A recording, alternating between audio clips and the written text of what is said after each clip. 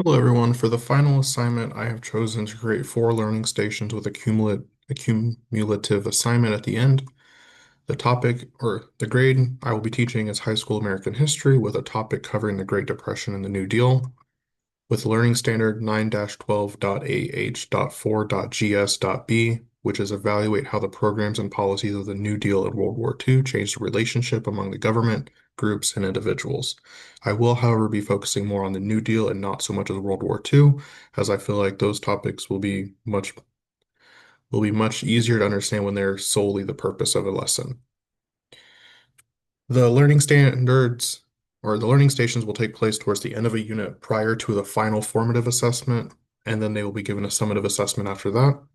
The rationale is that students will have more time to familiarize themselves with the content, and then with the different aspects of the learning stations, they'll have a better, deeper understanding of the content. I want the rotations to take place once a day. The school I'm looking at is 4 days a week, so four stations, one, two, three, four. That'll give each student one day to focus only on that one topic, and then the next day they'll focus on the next one.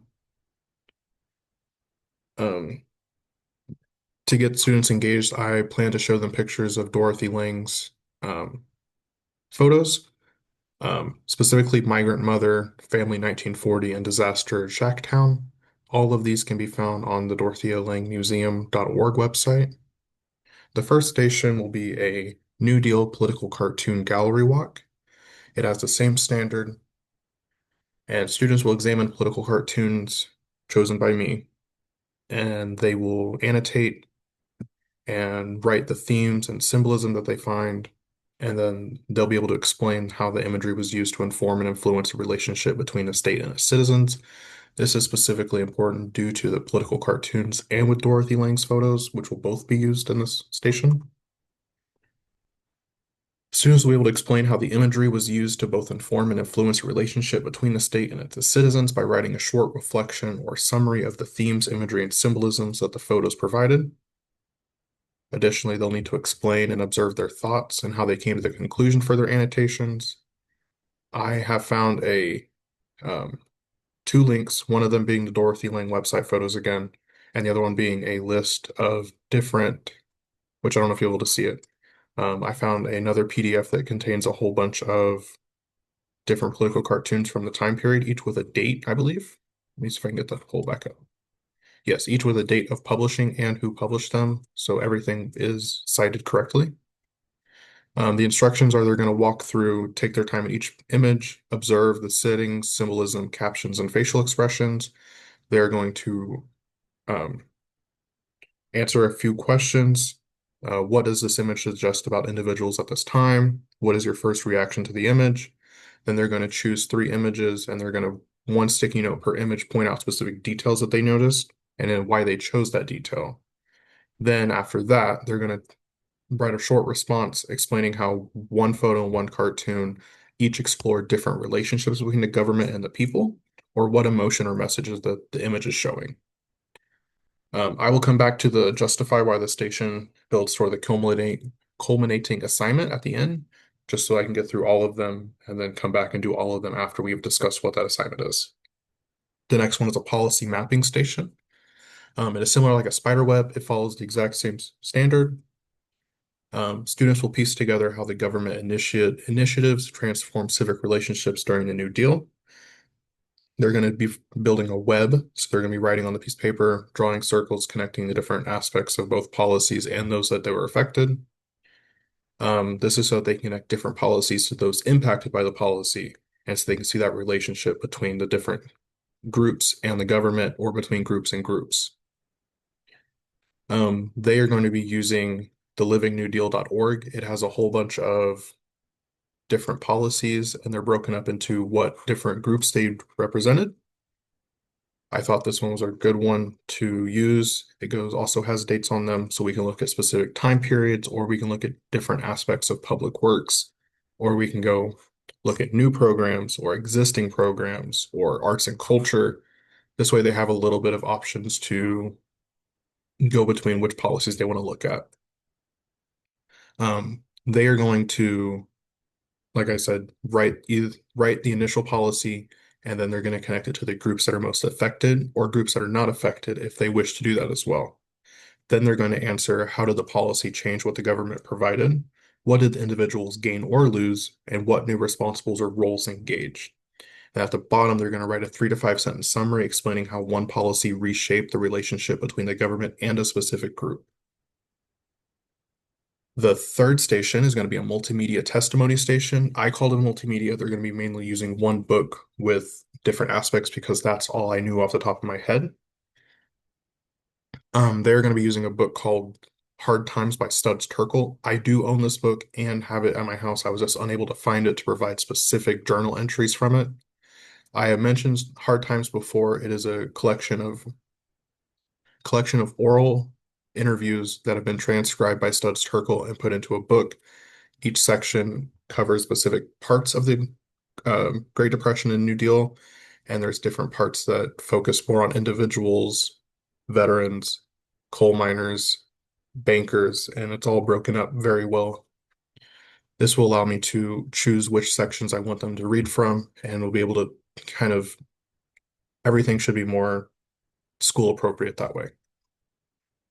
Um, like I said, they're going to be using Hard Time Studs Terkel, and they're going to look and read they're going to read the different interviews, and then they're going to annotate and perceive what those individuals thought of the government. Their instructions are going to be, what did the individual gain or lose due to the government intervention? How did the relationship between the subject and the government change? And what emotions or values are revealed? Then they're going to write a journal entry from a first person's perspective that captures empathy, tone, and details based off one of the journal entries that they already read.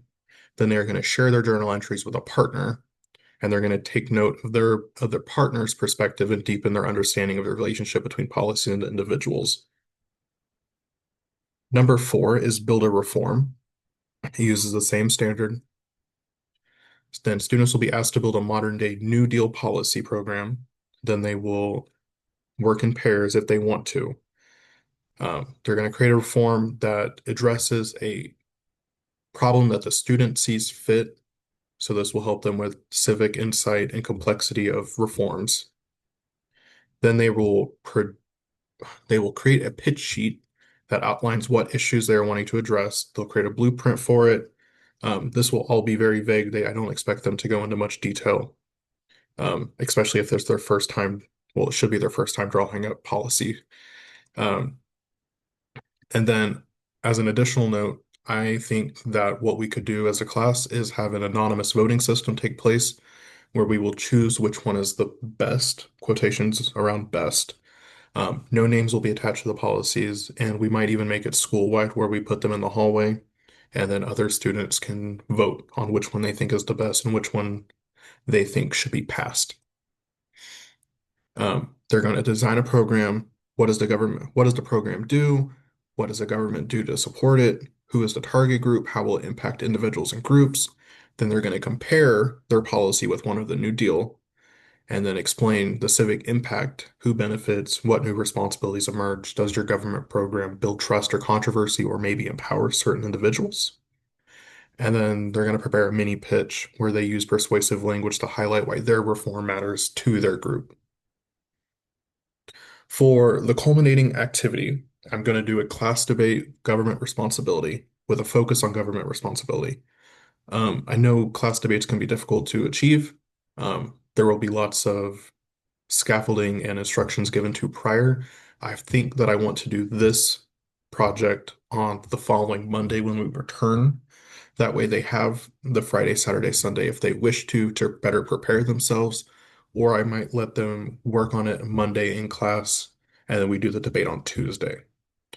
Students will work in teams to build arguments rooted in the stations that they were working in. They will present claims, counterclaims, engage in rebuttal and reflection on civic relationships. It will conclude with a brief reflection on how past reforms continue to influence the expectations of government responsibility, as well as the relationships between individuals and the governments and how those have changed. Now, how each section or station relates to the culminating event. For number 1, which will be the New Deal political cartoon, and Dorothy Lang photos. This will help them support the debate by strengthening students' ability to interpret public messaging, show how reform was perceived, and also build evidence for how citizens viewed government responsibility both visually and symbolically. For the policy mapping, this will help them by showing targeted populations and understand who is benefiting and who is left out. And additionally, it allows students to trace cause and effects of reforms and provide analytical skills to form strong arguments. For the multimedia testimony, I feel like this one is probably the most important. It allows students to see past the numbers and statistics that policies usually have attached to them and see that these policies affected real people and build them and help build the students' empathy for civic identity and historical empathy. For reform, the Build a Reform, it's going to focus on the culminating event by creative problem solving and focus on civic evaluation and encourage students to take a position on what works. So when they build the reform, they have to choose what it is, what they're wanting to do, what the government should do, and then they have to stand by that and tell everyone why it will work or their groups. And using these four different aspects, it'll be able to help them better prepare for the culminating event or the culminating assignment. And it'll kind of just round out how all of these different parts um, go with the different standard. We'll evaluate how the programs and policies of the New Deal and World War II changed the relationship among government groups and individuals. Thank you.